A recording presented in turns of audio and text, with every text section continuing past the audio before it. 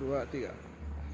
Dari kawasan Lembah Selawah kami melaporkan saat ini di lokasi kejadian perkara, kejadian laka.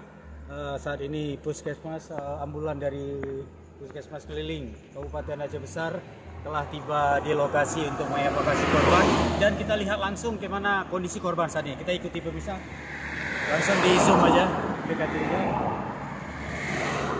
Inilah kondisi korban yang tergelepar di jalanan masih menunggu evakuasi. Sepertinya tidak berhasil diselamatkan lagi. Mudah-mudahan ini menjadi perhatian bagi pengguna jalan agar jangan sembarangan dan tetap mengutamakan keselamatan sehingga bisa melaksanakan puasa Ramadan dan Lebaran Idul Fitri dengan selamat, tidak terjadi kecelakaan di lalu lintas. Dari kawasan Lembah Selawah, Kabupaten Aceh Besar, saya merepotkan rumah keke arah kenempok kabar.